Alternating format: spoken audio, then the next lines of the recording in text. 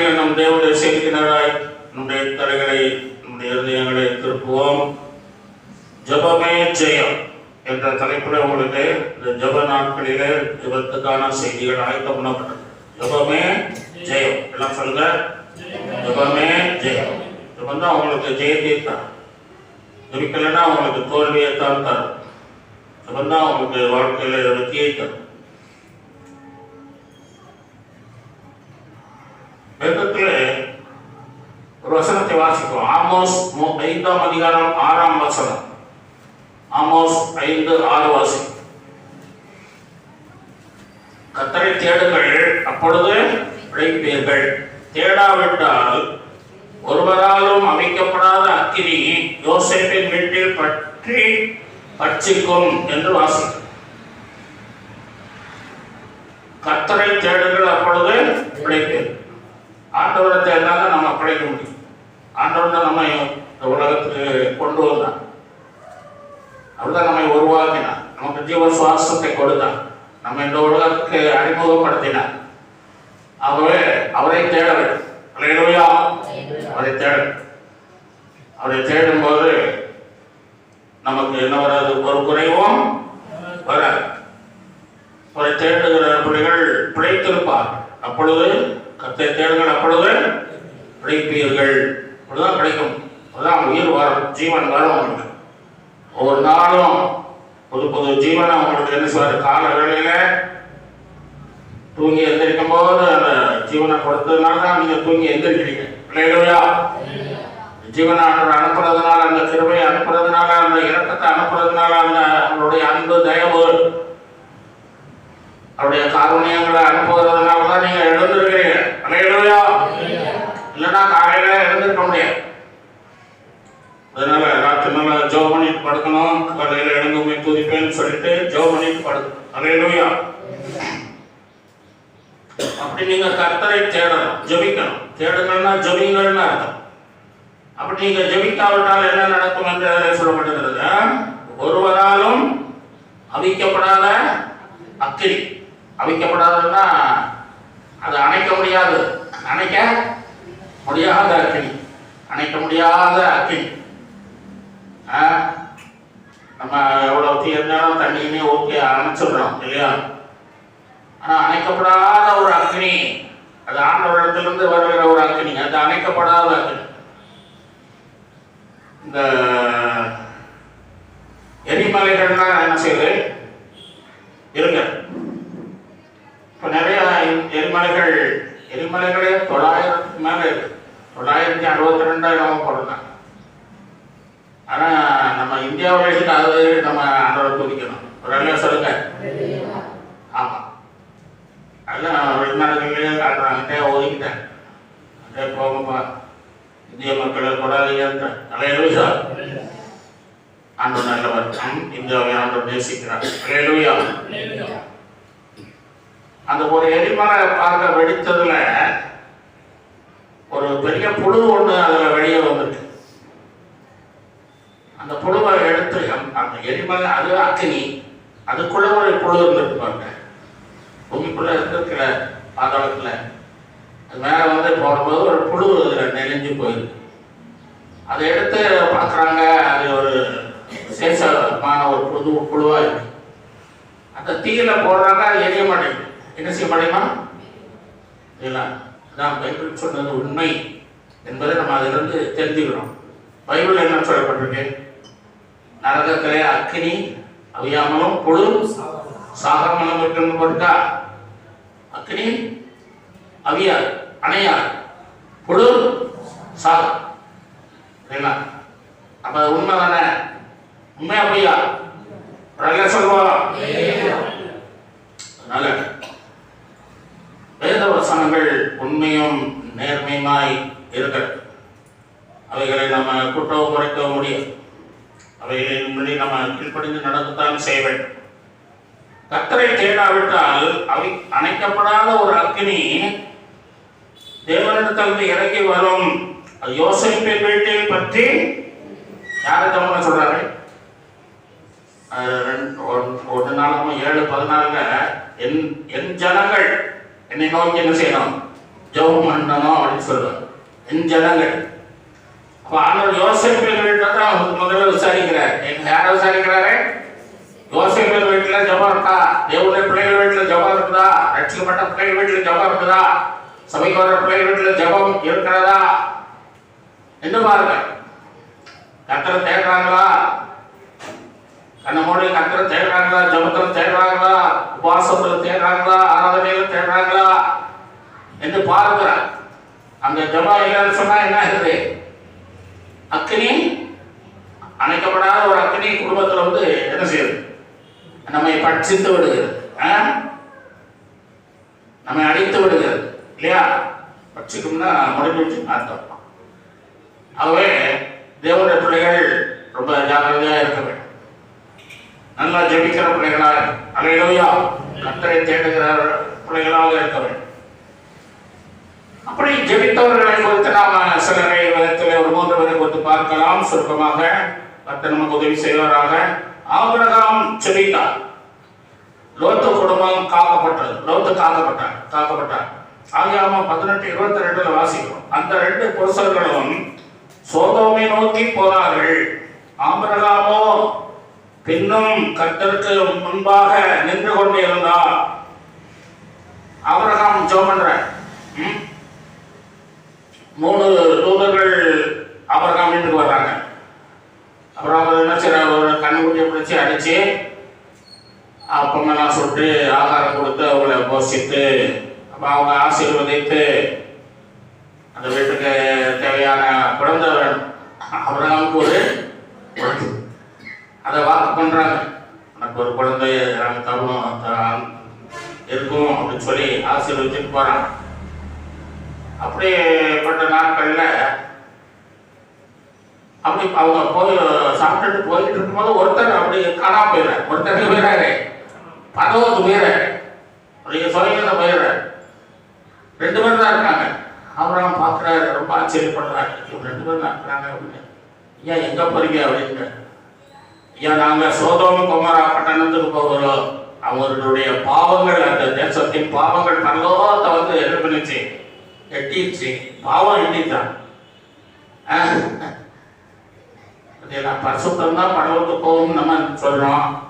நான் இடத்துல சொல்லப்பட்டது பாவம் எங்க போயிட்டா? பரலோகத்தை போய் எட்டிடுச்சு. அதனால தான் நாங்கள் இறங்கி வந்திருக்கிறோம். தேசத்தை அழிக்க போகிறோம். அப்படி வர்ற வழியில நாங்கள் போயிட்டு போது நீ கூப்பிட்டதுனால வந்தோம். நமக்கு ஒரு ஆசீர்வாதத்தை கொடுத்துருக்கிறோம். இப்போ அந்த தேசத்தை நாங்கள் அழிக்க போகிறோம் அப்படின்னு.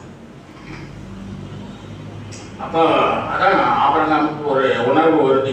நம்ம தம்பி, நம்ம யாருக்கா நம்முடைய மகன், அவருக்கு வந்து சித்தப்பா, அன்னை மகன் தான் லோத்து. இப்போ லோத்துக்கு ஆபிரகாம் சித்தப்பா. அப்போ நம்ம மகன் அங்கே இருக்கிறானே, அன்னை மகன் அங்கே இருக்கிறானே என்று சொல்லி அவருக்கு ஒரு உணர்வு வந்த போது உடனே முட்டி போட்டு ஐயா ஆண்டவரே, என் மகன் அங்கே இருக்கான், அவனை பாதுகாத்துக்கிடுங்க, அவனுக்கு ஒரு இறக்கம் செய்யுங்க அப்படின்னு. அப்போ அவங்க சொல்கிறாங்க 50 நீதிமன்றம் இருந்தால் அழைக்க மாட்டோம், 50 இருந்தால் அழைக்க மாட்டேங்கிறான். ஐயா ஒரு 40 பேர் இருந்தால் அவரு 40 பேர் இருந்தால் அழைக்கலாம். ஐயா 30 பேர் இருந்தால் 30 பேர் தான் அழைக்க மாட்டோம். ஐயா 20 பேர் இருந்தால் 20 பேர் தான் அழைக்க மாட்டோம். ஐயா 10 பேர் இருந்தால் 10 பேர் இருந்தாலும் அழைக்க மாட்டோம். என்ன சொல்லுங்க? 10 நீதிமன்றம் இருந்தால் கூட நாங்கள் அழைக்க மாட்டோம்ப்பா, நான் ஒருத்தனுமே இல்லை அப்படின்னா. ஐயோ என் மகன் ஒருத்தன் இருக்கான், அவன் நீதிமான் என்று சொல்லி ஆபிரகாம் சொல்றாரு. அப்படியா?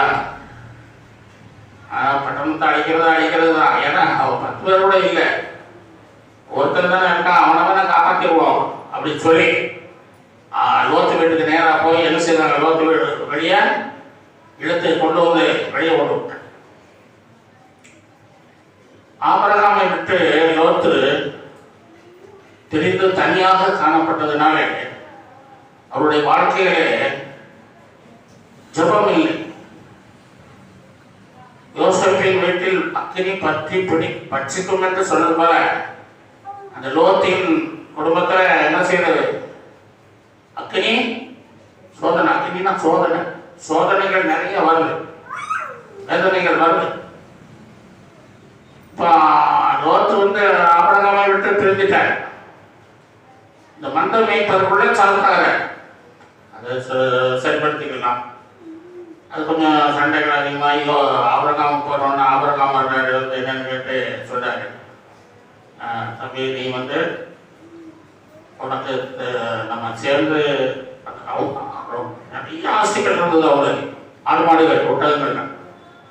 இது பூமியை தாங்க முடியலையா? பூமியை தாங்க முடியாத அளவுக்கு பாருங்க எவ்வளவு ஆகாசம் இருக்கு, பூமி தாங்க முடியாத அளவுக்கு இருந்துச்சான். அதான் ஆபிரகாம் பார்த்தாரு, சண்டை போட்டு இருக்கோம், நீ கொஞ்சம் அந்த பக்கம் போய் பார்த்து நாங்கள் இந்த பக்கம் நினைக்கிறோம், அப்படியே அந்த பக்கம் போது நான் அந்த பக்கம் வரேன் சொல்லி ஒன்றா இருந்தவங்க கொஞ்சம் பிரிஞ்சுட்டேன். பிரிஞ்ச உடனே லோத்து சோதகுமார் அவர் பார்க்குறாரு, அது நல்லா நீர்வளம் பொருந்தினதாக இருக்கு, எகிப்தை போல அழகாக இருக்குது, செழிப்பாக இருக்கு, ஏதேனை போல ஆண்டவர் உண்டாகின தோட்டம் ஏதேனை போல இருக்கு, ஆகாமியவாள் வளர்ந்த ஏதேனை போல இருக்குன்னு சொல்லிட்டு அதுக்குள்ள போயிட்டாரு, சோதமுக்குள்ள போயிட்டாரு. அது சோதமுக்குள்ள போனதுனால அவருடைய வாழ்க்கையில எல்லாமே போயிடுச்சு. எல்லாமே லோத்து குடும்பம் தனியாக தானே இருந்தாங்க சோதோமோரா பட்டணத்துல. அவருக்கு ஆடு மாடு இல்லை, இப்போ ஒட்டகம் இல்லை, கழுதை இல்லை, குதிரை இல்லை, ஒண்ணுமே இல்லை, எல்லாமே போயிடுச்சு. இல்லை ஆண்டவரை விட்டு போன எல்லாமே போயிடுச்சு. அல்லேலூயா.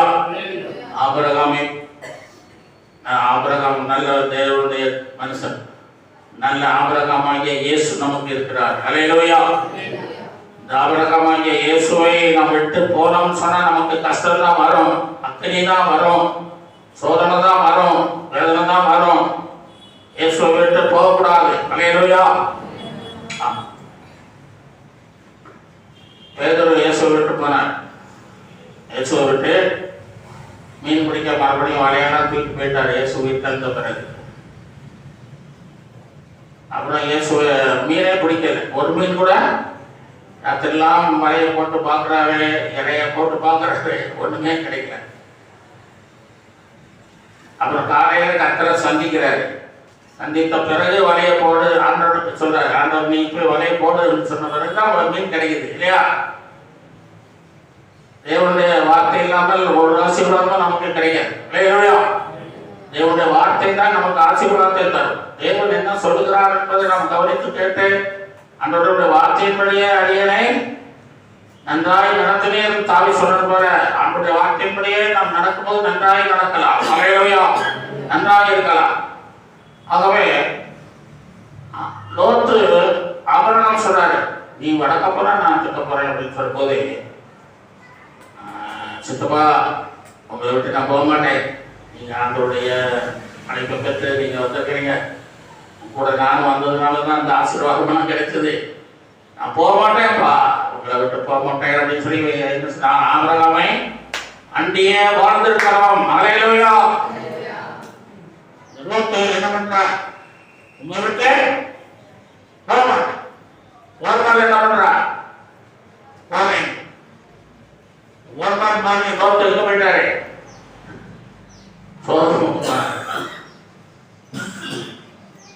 அதனால ஆசீர்வாதம் இல்லாம போயிடுச்சு. சிம்சோன் கர்த்தரை விட்டு பிரிந்தான். அவன் என்ன பண்ணிட்டு கண்களை அவனை விட்டு பிரிந்துட்டாங்க. இயேசு நம்மை கைவிடாதது. கர்த்தரை விட்டு லோத்து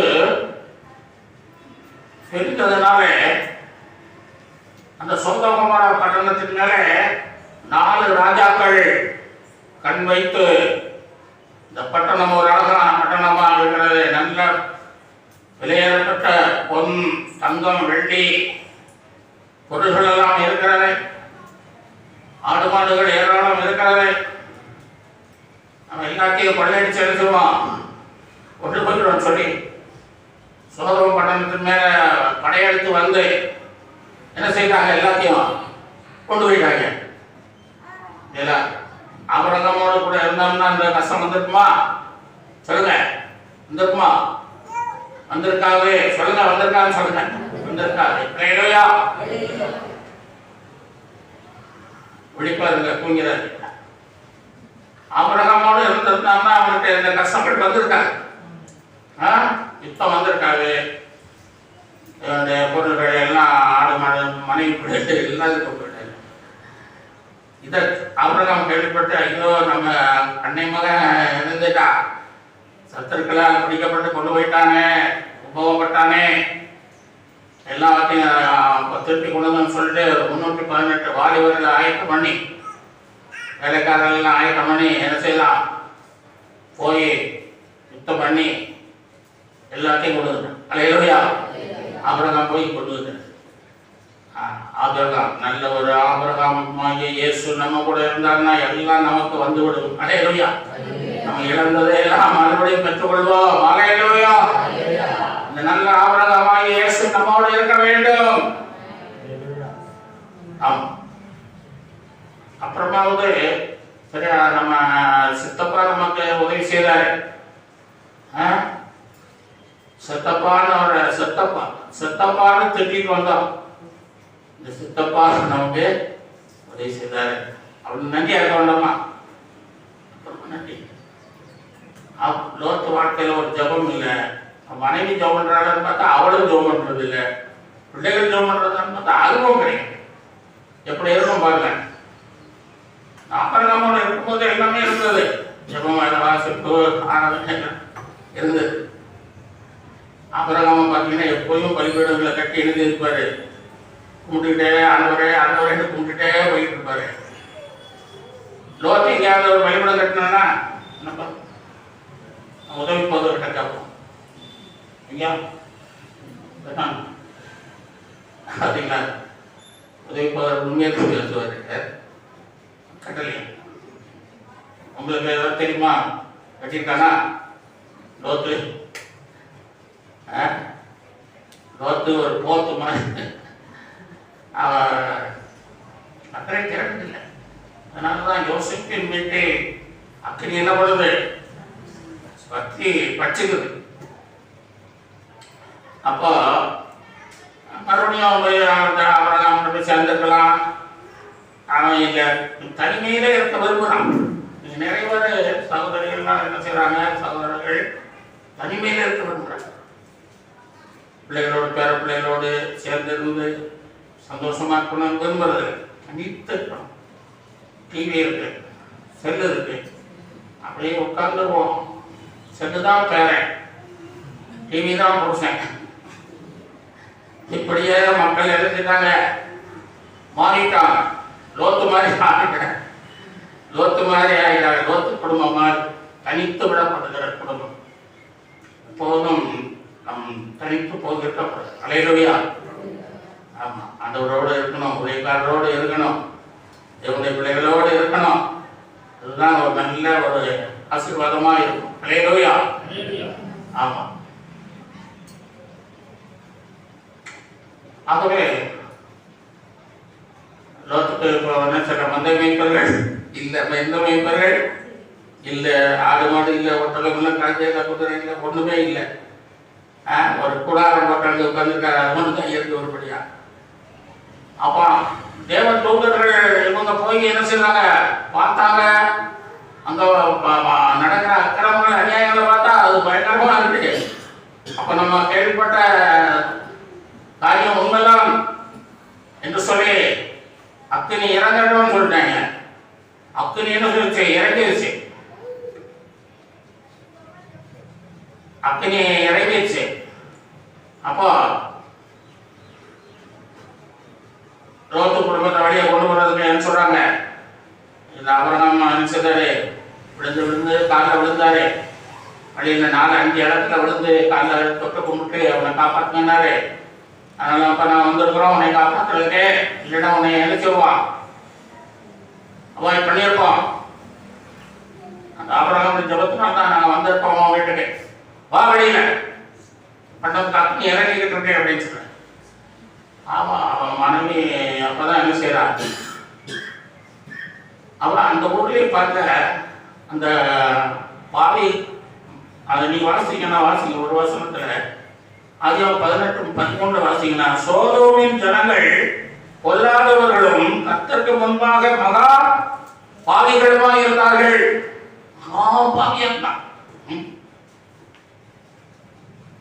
பொல்லாதவர்களா இருந்தாங்க. அதனால இவன் அந்த ஊருக்கு போய் என்ன செய்யற, சம்மதம் எங்க வைக்கலாமா? இந்துக்களோட சம்மதம் வைக்கலாமா? வைக்கக்கூடாது. ஆண்டவரை எந்த பிள்ளைகள் ஆண்டவருடைய பிள்ளைகளோடு தான் செய்யணும், சம்மதம் வைக்க. இவன் அப்படி சம்மதம் வைக்கிறத வச்சு அவங்க போய் சொல்றா, ஐயா இந்த ஊர் அக்னி இறங்க போகுது, நிச்சயம் பண்ணிட்டா. அதனால போய் அவங்கள வரத்தி கூப்பிடுறான். அவன் வரமாட்டேங்கிறாங்க. அவங்க கேள்வி பண்ணாங்களாம், என்ன செய்யறான், பரியாசம் பண்ற மாதிரி இருந்துச்சான். அக்னி இறங்குது, அது இறங்குது, என்னையா சொல்ற அப்படின்னு சொல்லி அவங்க எடுத்து பேசுறாங்க.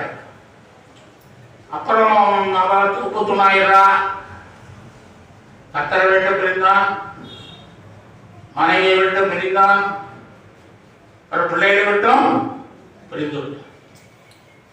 இயேசு என்ற 3 எழுத்து நம்மை இணைக்கிறது. அன்பு என்ற 3 எழுத்து நம்மை அணைக்கிறது. பிரிவு என்ற 3 எழுத்து நம்மை பிரித்து விடுகிறது. பாருங்க, கர்த்தரை விட்டு ஆபிரகாம் விட்டு பிரிந்ததுனால பாருங்க, எல்லாமே அவனுக்கு மனைவி பிரிந்து போயிடுறா.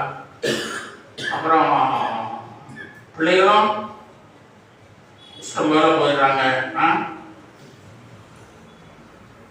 குடும்பமே ஒரு அழிவுக்குள்ள போயிடுச்சு. பார்த்தீங்களா? அத்தனை யோசேப்பின் வீட்டில் கர்த்தரை தேடாவிட்டால் இறங்கும் சொன்ன மாதிரி, பட்சிக்கும் என்று சொன்ன மாதிரி குடும்பமே அழிஞ்சிருது. பார்த்தீங்களா?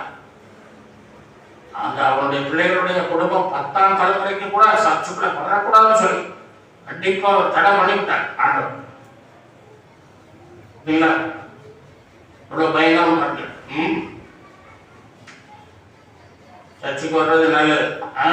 நமக்கு நல்ல சர்ச்சை ஆண்டு கொடுத்துக்கா, நல்ல பாஸ்டர் குடும்பம் ஆண்டு கொடுக்க. பாஸ்டர் வரக்கூடாதுன்னு சொன்னாலும் நீங்க வராமல் இருக்கக்கூடாது. அதே இல்லையா? உங்களை திட்டினாலும் வந்தாலும் பிரச்சனை செய்யக்கூடாது, வராம இருக்கக்கூடாது. இல்லையா? நீங்க சொல்லுங்க, பாஸ்டர் வரவேண்டாம்னு சொன்னாலும் நீங்க என்ன சொல்லணும், இது கர்த்தருடைய சபையா, நான் வரத்தான் செய்வேன் அப்படின்னு சொல்லுங்க. அல்லேலூயா. ஆகவே அவர்கள் இந்த ஒரு ஊர்ல ஒரு அம்மா இருக்கிறாங்க. இந்த அம்மா ஒரே மகன், அவளை நல்லா படிக்க வச்சு நல்லா நன்மையாக கொண்டு வரணும்னு சொல்லிட்டு அதை படிக்க வச்சு +2 முடிஞ்சோடனே காலேஜில் படிக்க வைக்கணும்னு சொல்லி இந்த அம்மாவுக்கு காசுக்கெல்லாம் ரெடி பண்ணி காலேஜில் கொண்டு சேர்த்துட்டாங்க. காலேஜில் கொண்டு சேர்த்து அது வந்த காலத்தில் தங்கி படிக்கணும். ரூம் கொடுத்துருக்காங்க. அந்த ரூமில் தங்கி இருந்து படிக்கிறாங்க. 2 மாதம் கழிச்சு இந்த அம்மா போகுது, மகளை பார்க்கறதுக்கு பலகாரமெல்லாம் வாங்கிட்டு போகுது. போய் அங்கே பார்த்தா அந்த ரூம் பூரா அவள் சிறுவயதிலிருந்து வேதம் வாசிக்கிறது தான், ஜெபிக்கிறது தான். ஆனால் இந்த அம்மா போய் அங்கே பார்க்கும்போது அந்த வேத புஸ்தகம் ஒரு ஓரமாக இருக்குது, தூச்சி அடைஞ்சி கிடக்குது. அப்புறம் வீட்டெல்லாம் அந்த ரூம் பார்த்தீங்கன்னா பூரா நடிகர்கள் படமாக ஒட்டி இருக்கு. என்ன கேட்கலாம், நடிகர்கள் படமாக ஒட்டி இருக்கு. அம்மா பார்த்துட்டு நம்முடைய பிள்ளை எப்படி இருக்கிறாளேன்னு சொல்லி வேதனைப்பட்டு அவர்கிட்ட கேட்டது, எங்கம்மா பாடம் படிக்கிறதா, நான் ஜோப் பண்ணுறதா, பைபிள் படிக்கிறதா, நான் ஒரு நாள் போட்டோம் அப்படின்னு. இந்தம்மா இதெல்லாம் அப்படி இருக்கு, அதெல்லாம் அப்பதான் இருக்கும் அப்படின்னா. இந்த அம்மா வீட்டுக்கு வந்துச்சு. வந்துட்டு 2 மாதம் கழிச்சு மறுபடியும் போச்சு. மறுபடியும் போகும்போது அந்த அம்மாவுடைய ஒரு போட்டோ, அந்த தாயினுடைய ஒரு போட்டோவை கொண்டு போய் அங்கே ஒரு இடத்துல மாட்டிக்கிட்டு வந்துச்சு. வந்துச்சு அவள் தாய் போட்டோ வச்சு அதை எடுக்க முடியாது. அவள் தாயை நேசிப்பாள். அப்போ தாய் அவளை கஷ்டப்பட்டு வளர்த்ததெல்லாம் அவளுக்கு தெரியும். ஒரு பரிசுத்தமான தாய் என்று சொல்லி அவளுக்கு தெரியும். ஆகவே பார்த்தா இந்த நடிகர்கள் படத்தை போகிற பிரித்து எடுத்துட்டான். பிரித்து எடுத்து சுத்தம் பண்ணி தாய் போட்டோ மட்டும்தான் அப்போ போகுது. தாய் 2 மாதம் கழிச்சு மறுபடியும் போகும்போது தாய் படம் மட்டும்தான் போகுது. இப்போ நல்லா சொல்லுங்க பார்த்தீங்களா? அந்த பரிசுத்தமான தாய் இருக்கிற இடத்துல மற்ற படங்கள் இருந்தா அலையிலோயா பரிசுத்தத்தை பிள்ளைகளுக்கு நம்ம சொல்லி கொடுக்கணும். அலையிலோயா. ஆமா, பிள்ளையை பெற்றெடுத்தால் போதுமா? பேணி வளர்க்க வேண்டும் தெரியுமா? பேணி வளர்க்கணும், அதற்குள்ள வளர்க்கணும். அலையிலோயா. அப்போ அந்த பிரயாசம் ஒரு பிரயாசம் பண்ணி நம்ம பிள்ளைகளை ஏதாவது ஒரு நல்ல நிலைக்கு கொண்டு வரும். அலையிலோயா. நல்ல ஜபத்துக்குள்ள வாசிப்புல கொண்டு வரணும் சொல்லி நாம் பார்த்தோம். 2 இடத்துல வாசிக்கிறோம். நீதிமானாகிய லோத்தை கர்த்தர் ரட்சித்தார் என்று சொல்லி அதில் சொல்லப்பட்டது. லோத்து ஒருவன் மட்டும் அவன் எப்படி இருக்கான்? ஒருத்தர் இருக்கான். அவராவும் கேட்கிறாரு, 10 பேர் தான் அழிக்க மாட்டீங்களா? 10 பேர் தான் அழிக்க மாட்டான். 10 பேர் இல்லை, ஒருத்தர் தான் இருக்கான். அதனால இந்த பட்டணத்தை அழிச்சிட்டாரு. அவனை மட்டும் நீதிமானா இருந்ததுனால வெளியே கொடுத்துருக்காரு. அலையிலோயா. சரிங்களா? அவன் மனைவி ஒரு நல்ல ஜெபிக்கிற மகளா இல்லை இருந்தானா அவனும் தாக்கப்பட்டிருப்பான், கீழ்படிஞ்சிருப்பான். பிள்ளைகளும் சரியில்லை. தேசத்துல நிறைய பேர் இருக்கத்தான் செய்யறாங்க. ஆனா அந்த பிள்ளைகள் என்ன சொல்றது? தேசத்துல யாருமே இல்லை. சரிங்களா? நினைச்சுக்கிறாங்க, சிலர் நினைச்சுக்கிறாங்க. எலியா நினைச்ச மாதிரி நான் ஒருத்தர் தான் இருக்கேன்னு சொன்ன மாதிரி நிறைய பேர் நினைச்சுக்கிறாங்க. நான் ஒருத்தர் தான் இருக்கேன், நான் மட்டும் தான் இருக்கேன், நான் தான் கஷ்டப்படுறேன், நான் தான் வேதனைப்படுறேன் அப்படின்னே சொல்லியிருப்பாங்க. அதனால பாருங்க, குடும்பங்களை எப்படி போயிட்டு கத்தரை விட்டு விலகிறாதீங்க. அலையலையா. கத்தரை விட்டு போயிடாதீங்க. என்ன வந்தாலும் எது வந்தாலும் அப்பாவை சோதரிப்பேன்.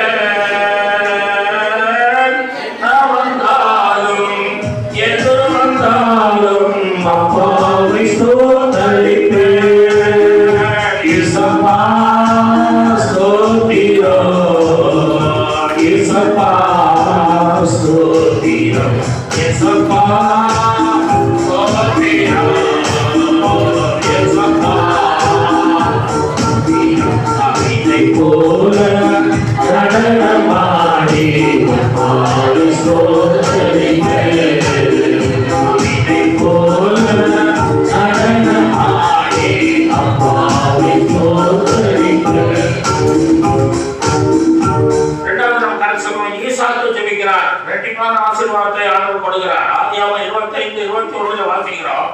மலடியாய் இருந்த தன் மனைவிக்காக ஈசாக்கு கர்த்தரை நோக்கி வேண்டுதல் செய்தார். கர்த்தர் அவன் வேண்டுதலை கேட்டருளினார். அவன் மனைவி ரெபெக்காள் கற்பம் தரித்தாள்.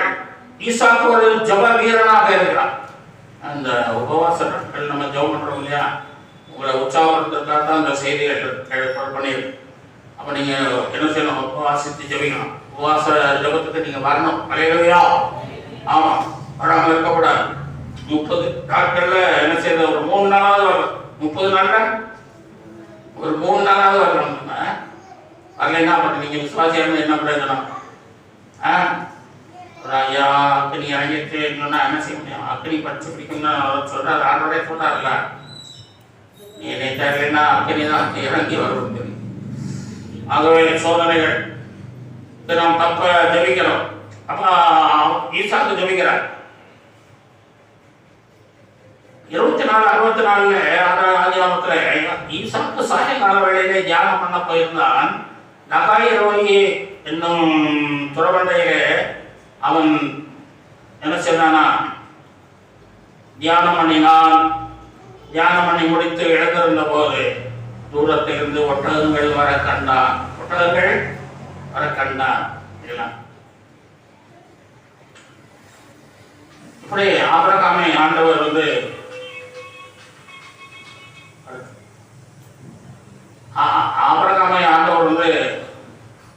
ஆபிரகாம் ஒரே மகனாக செல்ல பிள்ளையாக ஈசாக்கு பிறந்தது. ஆண்டவரே சொல்றார், ஏகசுதனும் நேசகுமாரனுமான ஒரே மகன். அவருக்கு ஏகப்பட்ட கோடீஸ்வரனா இருக்காரு ஆபிரகாம். ஒரே மகன். ஆனாலும் பாருங்க, செல்லம் கொடுக்கல. என்ன கொடுக்கலங்க? செல்லம் கொடுக்கல. செல்லமா பிள்ளைய வளர்க்கல. ஜபம் பண்ண வளர்த்திருக்காரு, தியானம் பண்ண வளர்த்திருக்காரு,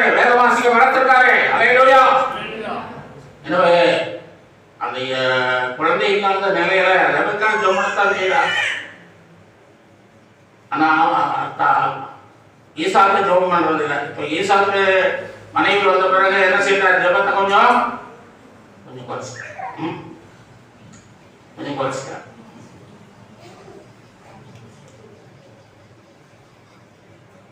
அப்படிப்பட்ட நாட்கள்ல ஒரு நாள் என்ன செய்யறாரு? ஈசாக்கு பார்க்குறாரு, 20 வருஷமா குழந்தை இல்லை அப்படின்னு சொல்லிட்டு ஜெபம் பண்ணணும்னு சொல்லி அவர் என்ன செய்யறாரு? ஆண்டவர்கிட்ட வந்து ஜெபம் பண்றாரு. மனைவியோட சேர்ந்து ஜெபம் பண்ணிப்பான்னு நினைக்கிறேன்.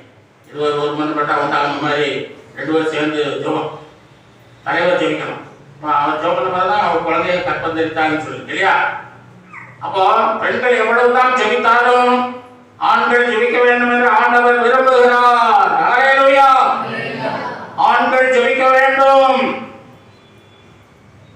ஈசாக்கு ஜெபித்ததனாலே குழந்தை கிடைத்தது. ஹல்லேலூயா! ஈசாக்கு ஜெபித்தார். ரெபெக்கா ஜெபிச்சு பார்த்த 20 வருஷமா ஜெபிக்கிறார், ஒரு ஆசீர்வாதமும் இல்லை. பெண்களுடைய ஜெபத்தை விட ஆண்கள் ஜெபத்தை ஆண்டவர் அதிகமாக விரும்புகிறார். ஹல்லேலூயா! ஆண்கள் ஜெபிக்கணும், முழங்கால் படியிடணும், முட்டி போடணும், முட்டி தேயணும். குடும்பத்துக்கு ஆசீர்வாதம் வரும், தலைவர் மூலமாக ஆசீர்வாதம் வரும். ஹல்லேலூயா! என்ன ராஜபுரத்தில் நல்லா அங்கே என்ன பாருங்க, அவங்க ஒளிஞ்சிருக்கோமே தெரியும், முகமே தெரிய மாட்டேங்குது. ஆமா, கண்ணாடி 2000 ஒரு கண்ணாடி வாங்கி போட்டுனேன், உங்களை பார்க்கறதுனே. பின்னாடி இருக்கவங்களை பார்க்க முடியல, கண்ணாடி போட்டவங்க தான் எல்லாத்தையும் தெரியுது. அவன் ஜெபம் பண்ண பிறகு தான் என்ன செய்யுது? ஒரு குழந்தைய கருத்தை கொடுக்குறா. ஹல்லேலூயா! கொடுக்குறா. கொடுத்து அவங்க ஆசீர்வதிக்கிறா. ஒரு ஊர்ல ஒரு தம்பி இருந்தா, அவன் 6 மணிக்கு என்ன செய்வான்? ஒரு ஆளா போய்ப்பான். போயிட்டு கூட்டிக்கிட்டு பாயெல்லாம் போட்டு நல்லா உற்சாகமாக இருப்பான். பிறகு அவனுக்கு ஒரு நல்ல வேலையும் கிடைச்சது, ஒரு கல்யாணம் ஆச்சு. கல்யாணத்துக்கு பிறகு அந்த கூட்டி விடுறது, இந்த பாய் போடுறது வேலையெல்லாம் இல்லை. இப்போ கரெக்டாக என்ன செய்வான்? 9 மணிக்குனா 9 மணிக்கு மனைவியை கூட்டிகிட்டு வருவான். இப்படி இருந்த பிறகு வேலை ஆச்சு. கொஞ்ச நாள் போட்டு அவள் கற்பம் தெரிச்சுட்டான். இப்போ 9:15 வர்றது. பிறகு போக 9:30, 10 மணி, 12 வரைக்கும் ஆராதனை. இப்படியே போக போக வந்து கடைசியில் என்ன அர்த்தமா போடும்போது வந்துட்டான். என்ன அர்த்தமா போடுவாங்க இல்லையா? அப்போ அப்புறம் கொஞ்ச நாள் கழிச்சு ஆசீர்வாதம் போடுவாங்க இல்லையா? என்ன அர்த்தமா போட்ட பிறகு அப்போ அப்புறம் அந்த ஆசீர்வாதம் போட்ட பிறகு ஆமையம் போடுவாங்க இல்லையா? அப்போ தான் இப்படியே பாருங்க, கர்த்தரை விட்டு கொஞ்சம் கொஞ்சமா விலகிடுறான். மனைவி பிள்ளைகள் தான் பெருசா தெரியுது. ஆபிரகாம் அப்படி இல்லை.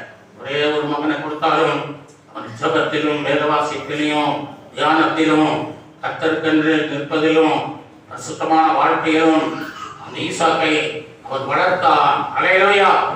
அதான பெரிய காரியம். பிள்ளைய நல்ல இடத்துல கொடுத்தோம் அப்படிங்கிற பெரிய காரியம் இல்லை. படிக்க வச்சிருக்கோம் பெரிய காரியம் இல்லை. கர்த்தர் கூட எப்படி வளர்த்திருக்கிறார், அதான் பெரிய காரியம். ஹல்லேலூயா! ஒரு பத்திரிகை நிருபர் இருந்தார். இந்த பத்திரிகை நிருபர் பேட்டிக்கான பாகிஸ்தானுக்கு போனார். பாகிஸ்தானை நிறுவியவர் ஜின்னா முகமது. ஜின்னா அவரை பார்த்து பேட்டி எடுக்க போன போது அவர் தூங்கி கொண்டிருந்தார். 7 மணிக்கு சாயங்காலம். அப்போ அவர் தூங்கிட்டாருன்னு சொன்னாங்க. அப்புறம் அவர் புறப்பட்டு வந்து காந்தி அடிகள் வீட்டுக்கு சில நாள் கழித்து வந்தார். காந்தி அடிகளின் வீட்டுக்கு 8 மணிக்கு வந்தாரா. அவரும் தூங்கிட்டார். அப்படியாட்டு அவர் போயிட்டு சில நாள் கழித்து அம்பேத்கரை போய் பார்த்தார். அம்பேத்கர் இப்படி ஒரு டேபிள் மேலே உட்காந்து ராத்திரி 10 மணிக்கு ஏதோ புஸ்தகத்தை படித்து எழுதி கொண்டு இருந்தார். அவரை வந்து ஐயா நான் பேட்டி எடுக்க நிருபர் வந்திருக்கிறேன்னு சொல்லும்போது வாங்கன்னு சொல்லி வர வைத்து உட்கார வச்சேன். அப்போ அவர் கேட்டார், நிருபர் கேட்டார், ஐயா நான் ஜின்னாவை பார்க்க போனேன், அவரு தூங்கிட்டார். காந்தியடிகளை பார்க்க போனேன், தூங்கிட்டார். நீங்கள் விழித்திருந்து ஏதோ ஆயக்கம் பண்ணிட்டு இருக்கிறீங்களேன்னு சொல்லி கேட்கும்போது அவர் சொன்னார், ஜின்னாஸ் அந்த தேசத்தை நிறுவனார். அவருடைய வேலைகள் முடிந்து விட்டது. மக்களுக்காக செய்ய வேண்டிய பணி செய்து முடித்து விட்டார். இப்போ உறங்குகிறார். காந்தியடிகள் சுதந்திரம் வாங்கி கொடுத்து முடித்து விட்டார். இப்பொழுதே தூங்குகிறார். நான் என் ஜனங்களுக்கு செய்ய வேண்டிய காரியங்கள் ஏராளம் இருக்கிறது. அல்லேலூயா. அதனாலே நான் படித்திருந்து பல நாட்கள் நான் அவர்களை விடுவிக்க, அவருக்கு இருக்கிற கட்டுகள் எல்லாம் நீங்க நான் என்ன செய்கிறேன், காரியங்களை செய்து கொண்டிருக்கிறேன்னு சொன்னேன். அதுபோல அழிந்து போகிற ஆத்துமாக்களுக்காக நாம் என்ன செய்யணும், விழித்திருக்கணும். என்னமா இருக்கணும், அம்பேத்கர் போல விழித்திருந்து நம்ம ஜெபிக்கணும். அல்லேலூயா. மக்களுக்காக அவர் விழித்திருக்கிறார், நம்மளும் மக்களுக்காக என்ன செய்ய விழித்திருக்கணும். முந்தைய நம்ம ரட்சிக்கப்பட முந்தைய நம்மையே பார்த்துட்டு இருந்தோம். இப்போ நம்ம ஒரு பரந்த தரிசனம். அல்லேலூயா. முந்தைய உள்நோக்கும் தரிசனம், நம்மையே பார்த்துட்டு இருக்கிறது உள்நோக்கும் தரிசனம். இப்போ உங்களுக்கு ஒரு பரந்த தரிசனம். அல்லேலூயா. வெளிநோக்கு தரிசனம், வெளிநோக்கு தரிசனம். அதனால இப்போ ஆண்டவர் சொல்றாரு, எசேக்கியேல் 22:30 சொல்றாரு, தேசத்தை அழிக்காதபடி திறமையை நிற்கவும் சுவரை அடைக்கவும் ஒரு மனுஷனை தேடினேன், ஒருவரையும் காணேன் என்று சொல்லி அவர் துக்கப்படுகிறார். அதனால திறப்பு கண்டிருக்கிறது, தேசம் திறப்பு கண்டிருக்கிறது, தேசம் ஒரு அழிவை காண ஆயத்தமாக இருக்கிறது. தேசத்துல பட்சிக்கும் அக்கினி இறங்குவதற்கு ஆயத்தமாய் திறப்பு இருக்கிறது. பாவம் திறக்கப்பட்டிருக்கிறது, அக்கிரமங்கள் திறக்கப்பட்டிருக்கிறது, எல்லாம் திறந்து கொண்டிருக்கிறது, நரகம் திறந்து கொண்டிருக்கிறது. இதை நீங்கள் மூட வேண்டும். அல்லேலூயா. சூரை அந்த திறப்பை அடைக்கணும். நரகம் திறப்பு கட்டுறது நிறைய பேர் விழுறான். நீங்க நரகத்தை அடைக்க வேண்டும். அல்லேலூயா. உங்கள் ஜெபம், வேத வாசிப்பு, ஜெபம், ஆராதனை, ஆர்ப்பரிப்பு, ஆண்டவருக்காக இடமே பிரகாசிக்கிற பிரகாசம் நரகத்தை அடைக்கும். அல்லேலூயா. திறப்பை அடைக்கும். எனவே அம்பேத்கர் போல விழித்திருந்து சொல்லி அல்லேலூயா ஜெபம். இயேசுவை போல ராம் முழுவதும் ஜெபம். இயேசு தான் நமக்கு முன்மாதிரி. அல்லேலூயா. அவரை போல ஜெபித்து கர்த்தர் உங்களை காரியங்களை செய்வாராக. மூணாவது யோசுவா ஜெபிக்கிறார். யோசுவா ஜெப வீரர். 10:12 யோசுவா 12 கர்த்தர் எமோரியரை இஸ்ரவேலுக்கு புத்திரருக்கு முன்பாக ஒப்புக் கொடுக்கிற அந்த நாளிலே யோசுவா கர்த்தரை நோக்கி பேசினான். பேசினான்னு என்ன அர்த்தம்? ஜெபித்தான் அர்த்தம். அல்லேலூயா. ஆண்டவரே, நான் என்ன செய்யறேன், எமோரிய சண்டை ரொம்ப தீவிரமா நடக்குது, தீவிரமா சண்டை நடக்குது. அந்த கிபியோனியர் மேல யுத்தம் பண்ண 5 ராஜாக்கள், கிபியோன் தேவனுடைய பிள்ளைகள் மேல யுத்தம் பண்ண அந்த கிபியோன் நாட்டுக்கு விரோதமாக 5 ராஜாக்கள் வந்து யுத்தம் பண்ணிட்டாங்க. திடீர்னு வந்துட்டாங்க. அப்ப அந்த ராஜா என்ன செய்யறான், அந்த கிபியோனில் இருக்கிற ராஜா யோசுவாவை அழைத்தான். யோசுவாவே வந்து உதவி செய்யணும், பட்டணத்தை 5 ராஜாக்கள் முற்றுகை போட்டாங்க சொல்லும்போது உடனே ஜோமன் கர்த்தர் சொன்னார், நீ போ, அந்த ராஜாக்களை உன் கையில ஒப்பு கொடுப்பேன். உடனே புறப்பட்டு போனார் யோசுவா. போய் அந்த தேசத்துல யுத்தம் பண்ணார். யுத்தம் கடுமையா நடந்தது. மாலை ஆயிற்று, இரவாயிற்று. அப்பா பார்த்தாரு, என்ன செய்ய, இரவாயிற்று, வெளிச்சம் இல்ல, விளக்கு இல்ல, யுத்தம் செய்ய முடியாது, நம்ம தோற்று போயிருவோமோ சொல்ல ஒரு பயம் வந்துருச்சு. அப்பா அவர் என்ன பண்ணாரு, அவர் ஆண்டவரை அழைக்கும் போது என்ன சொன்னாருங்கிறத யோசித்தார். யோசுவாவை அழைக்கும் போது என்ன வாக்குத்தத்தம் கொடுத்தாரு, மோசையோடு உன்னோட இருப்பேன்னு சொன்னீரே, மோசே சொன்னதை நீர் நிறைவேற்றினீரே, கேட்டீர், மோசையுடைய வார்த்தைக்கு கீழ்ப்படிந்து இப்ப நான் சொல்ற வார்த்தைக்கு நீர் கீழ்ப்படியணும் ஆண்டவரே என்று சொல்லி, சூரியனே நெல்லு, கிபியோன் மேல நெல்லு, சந்திரனை 1000 பள்ளத்தாக்குல நெல்லு அப்படின்னு சொல்லுவோம் அப்படின்னு இருந்துச்சு. அல்லேலூயா.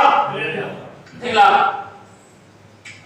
சூரியன் சந்திரனையும் விட்டாரு ஜபத்தினால, கடுமையான ஜபம். அல்லேலூயா.